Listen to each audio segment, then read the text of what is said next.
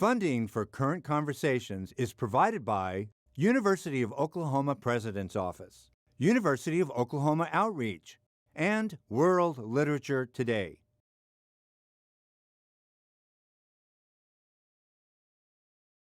Welcome to Current Conversations. I'm R.C. Davis-Indiano.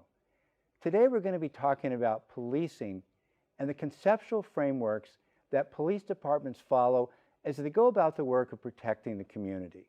We'll be talking with Dr. Todd Wuestewald, an assistant professor of criminal justice at the University of Oklahoma's College of Liberal Studies and a law enforcement professional for 30 years.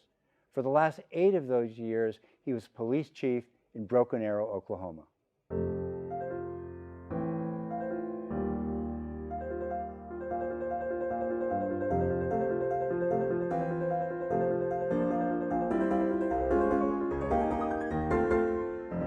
Todd, I'd like to ask you about your own interest in law enforcement. You've given so many years to public service in law enforcement, 30 years, I think. Was there a single event or maybe a series of events in your life that just crystallized this is what you wanted to do? Not really. I think I got into the business in the same way that a lot of people get into it. It's more happenstance. I kind of fell into it. I started working my way through college, and I needed a job, and I was able to land a security officer position at a big city hospital. And so they put me in the emergency room there, and so you saw it all on a Friday and Saturday night in the emergency room. You saw the crime victims, the suspects, the police, the accident victims. It all showed up on your doorstep right there. And after working that for a while, I found that I really, really enjoyed it. Oddly enough, I found the excitement of being around that and very intriguing and very interesting. It certainly wasn't what I was going to go to college for. I was an English major, and like me. Yeah, and so after getting involved in that, I started taking some criminal justice classes as my electives. And the more I got into that and the more I continued to work in the emergency room, I figured out that, hey, this might be an interesting job for me. And so it was in the police academy, or is that part of college? It wasn't. Where I went to school up in Michigan, and up in Michigan, basically after you finish your degree, you basically pay your way to go through the police academy up there, and then you can apply to an agency in the state and be hired. Right. Down here it's a little bit different. Here they'll hire you and they'll send you to the academy and give you all your training, and you're guaranteed a job. So I came down here for the job. And here you are 30 years later. Yeah, still here. This must be a difficult time, I think, to even just think about policing in this country. Maybe we're in a period of transition. Could you talk about that a little bit? I mean, there are high-profile cases and that seem to impugn departments in Cleveland and Albuquerque and Baltimore, and but police have very complicated responsibilities. How do you view it at this point? Well, obviously, it bothers me. It bothers me a great deal, all that's gone on. These incidents, in many cases, obviously, are very regrettable. But what I would like people to be aware of is that these are really unusual circumstances. If we were doing research, we would consider these to be the outliers. These are not the norm. If we consider the fact that in the United States we have some 700,000 law enforcement officers and somewhere in the area of 20,000 individual law enforcement agencies, so whether you're talking about an individual incident or a whole department that may be having a problem, these are still the exceptions to the rule. And I hope that we don't paint with a broad brush the entire profession of law enforcement, because overall, in this country, we do an excellent job with law enforcement. It's really a model that the rest of the world tries to emulate. And we have a very tough job in terms of policing in the United States. I think it's probably tougher than anywhere in the world, because in a democracy, people obviously, they cherish their freedom and jealously safeguard it. But at the same time, if we're going to live in an organized society, a civil society that has laws, somebody has to enforce those laws. So you're talking about enforcing laws in a society that loves freedom. So that's never a popular job. And the police are always interjected into the points of friction wherever freedom comes up against limitations on freedom. And that's where you'll find the police officer. And that's a very difficult situation to be in. It's really between a rock and a hard place.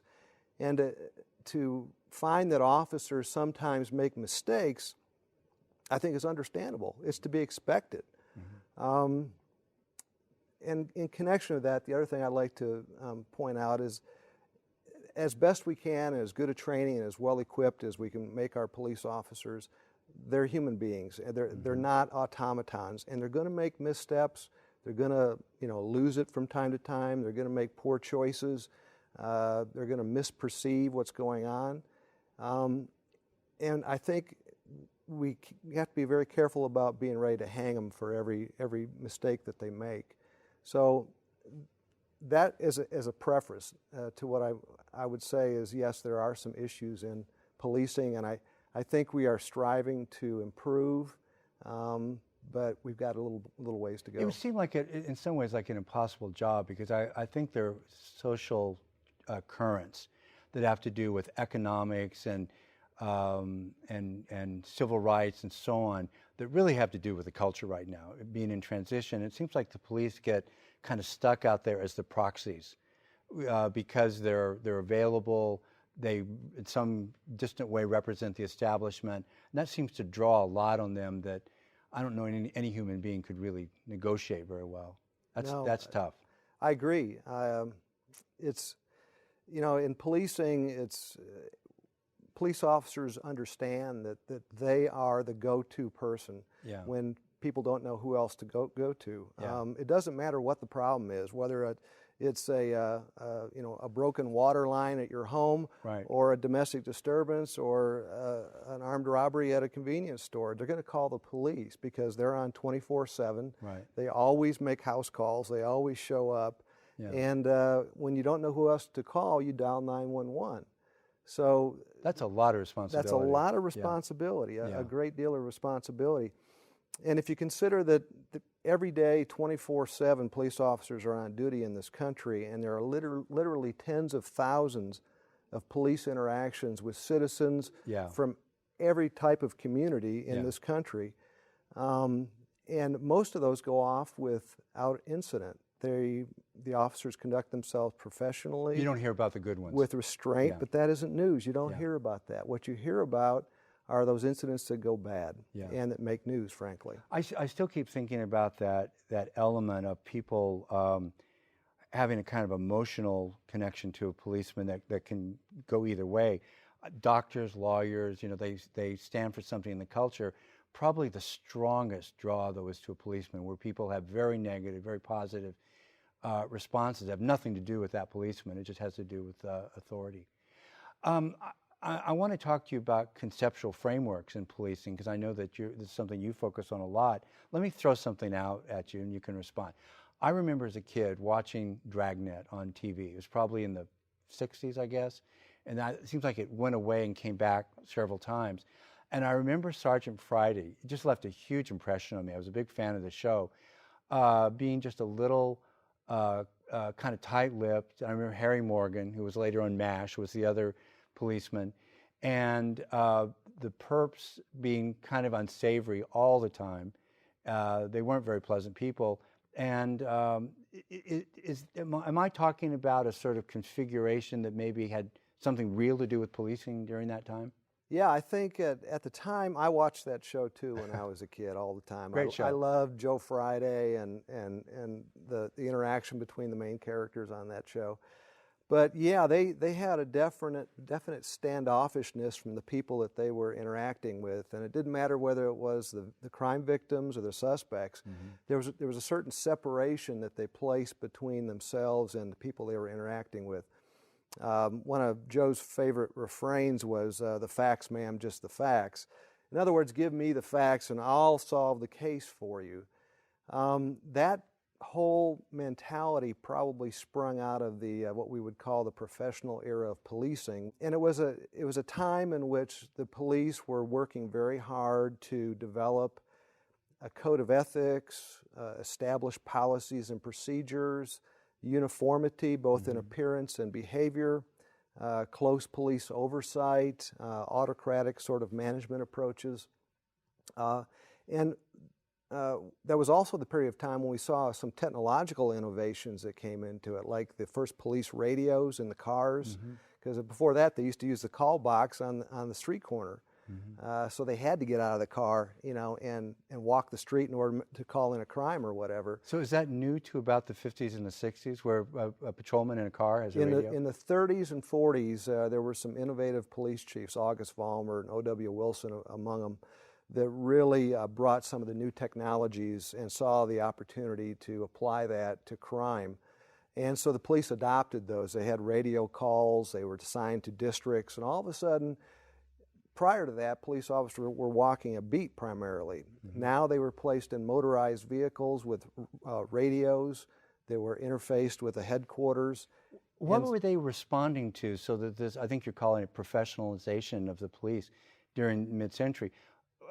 I mean, it's technology. I mean, that's got to be driving some of this, but were they responding to something that had happened before that this was a kind of fix for, or?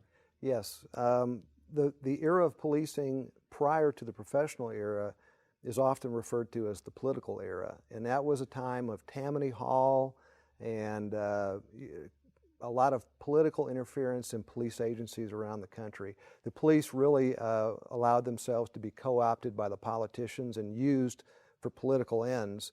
It was also a period of prohibition, and there was a great deal of police corruption involved. And so you had the Wickersham Commission, which I believe was 1937, that came out with a lot of recommendations. And some of the recommendations that they made were training and education, raising the pay, leadership training for those that were leading the agencies, close supervision, written policies and procedures, because prior to that they really didn't have that, and uniformity in terms of how they dealt with various situations in the public. So if I think back about Joe Friday, he seems a little distanced, he's a little tight-lipped, etc., but they're on a path trying to do some good, moving in the direction of a kind of regularization of something that was a little bit of a mess before. Yeah, it was really a bureaucratic approach to policing, and so it did a lot of good things for policing because it was, by and large, successful in removing the political influence, the corrupting influences that had been so prevalent in policing prior to that. And it did introduce a level of professionalism that heretofore really had not existed. At the same time, as time evolved, it tended to remove the police from direct interactions, routine non-crime interactions with the public. And so that was some of the drawback of the professional era. I'm kind of interested in this notion of a conceptual framework for policing, and I have a feeling the people listening to this, it probably is not going to have occurred to most people either, that there'd be a whole kind of model that policing is trying to work according to in a certain era. How pervasive, how comprehensive was the influence of this professional model in the mid-20th century? Was it every last of the 20,000 police departments? Was it most of them? I mean, how comprehensive is the influence of these conceptual models? I would say, by and large, it was fairly comprehensive, but it didn't necessarily reach down into all those agencies. As we mentioned, I think 20,000 agencies across the country. It was very prevalent in the big city urban environments, and maybe a little less so in some of the rural and county sheriff's offices. I'm going to bring up another show that you and I were talking about, and that's Mayberry, Andy Griffith Show. Yeah. That's another example. That's sort of the dichotomy that you had. You had Joe Friday and Dragnet on the one hand, and you had Andy Griffith and Mayberry on the other hand. And so that gives you a pretty good idea of the two extremes. In their own way, they could be effective in terms of crime fighting. Andy was probably plugged into his community and knew every resident that he was responsible for as sheriff. Kind of like a very friendly social worker. A very friendly social worker. He did have the responsibility of the law, but if you were in trouble, he was going to be there, and he's going to be walking you through it and helping you. If you recall, he didn't even wear a gun. Yeah, that's right. He didn't feel like he needed it, but. And then Barney seemed to be almost a retrospective, ironic look at professional policing. He was kind of officious and had an exaggerated idea of the law, that one bullet that he carried all the time. He carried in his pocket. Yeah. And so that was a really good dichotomy between the professional style of policing and what we would later we're going to call the community policing model. And community policing... so this is another conceptual framework. Right. In the 80s, maybe? It really got its... they called it team policing in the 80s, and then in the 90s it really got its start. During the Clinton administration, if you recall, he wanted to put 100,000 officers on the street, and he pretty well did that. He also funneled a great deal of money into community policing efforts. And one of the provisos for many of those officers were they had to be community policing officers, meaning they had to actually be assigned to duties that were interfacing and collaborating and interacting with the community on a regular basis, and not just regard into to crime issues, not just call-driven. They had to be proactive. And so that was a bit of a paradigm shift for the professional model. Now, I came into policing in the early 80s, 1981, and so I came in under still what we consider to be the professional model. I started with the Tulsa Police Department. And we really, I think my generation of police officers didn't really take to the community policing model very well. We felt that it was not police work per se, it was more social work. Yeah. And we didn't perceive ourselves as being that kind of police officer. With time, I think some of those attitudes changed, and we actually saw some of the benefits of the community policing approach, because it does open the gates of information between yourself and the general public, that in the professional model you tend to shut that off. It's the facts, ma'am, just the facts. In the community policing, it's a much more collaborative approach where you're trying to identify problems and attack them jointly with the community, not just the police on their own, but this is in kind of mind-boggling to me, because I can imagine that that just putting police on the beat, and say you're going to walk out there and you're going to meet people, that's not going to do it. You're really talking about a whole different skill set that goes along with this community policing. It's really like a remaking of what policing is. That's what your description sounds like. It is. It was painful in many ways, especially when you had guys like me that saw themselves as being professional police officers and removed somewhat from the day-to-day routine interactions with the public. And to ask them to all of a sudden go out to schools and community meetings and address the public on non-crime issues. Well, how did police departments go about this? Were the academies like retooling like crazy to put the new skill sets in place? I mean, to go out and be a spokesperson at an elementary school just seems like so different than being in your patrol car. It's very different. I mean, were the academies trying to catch up during this? That must have been very expensive. Yeah, it was expensive. Fortunately, there was quite a bit of money, federal money, that trickled its way down, and most agencies got involved in that. And it was largely successful. I would say that community policing became part of the police toolkit, that when appropriate, they pulled it out and used it effectively. Something funny happened, though, along the way to a true community policing conception that was all-encompassing, and that is 9/11, frankly. Yeah. 9/11 changed a lot of things for policing, because all of a sudden we had terrorism in the homeland like we'd never seen it, and it was international terrorism. Law enforcement was thrust into the mission of trying to identify, analyze, and interdict terrorism before it even happened, let alone respond to it after it happened. So at that point, a lot of the priorities changed, and we started looking at things in policing that had to do with like target hardening of our infrastructure and our buildings. And this must have been a very tough time for policemen, because as we were saying, the community policing is just a whole different conceptual universe of what you're doing and what your job is, and the relationships you develop and the skills and the different kind of training. And you were saying it's expensive. How is it even possible for people just to do this right turn? Basically, the announcement is, well, that's over, we're going to do something else. that almost doesn't seem possible, or certainly not fair to the police that are, have invested themselves in what they were doing before. Yeah, it really was a difficult thing to ask officers to do, because in some cases you have skill sets and personality traits that are not well suited to those two different models. Right. You almost had to go back and recruit a different type of police recruit at the beginning of that. When the community era kind of drew to a close around the time of, I would say, 9/11. Maybe the goals are a little simpler in the professional style, and multiple goals and multiple skill sets. I mean, that must have been a real challenge to make that transition into community policing, and then, forget it. And so it's mainly the funding after 9/11, you're saying, that got cut off. I think the funding had a lot to do with the transition to community policing, and a lot to do with the attrition of community policing. I wouldn't say community policing is dead, because a lot of important skill sets were learned, and those are still there. Those are still present in our men and women that are on the job right now. But it hasn't been emphasized to the same degree.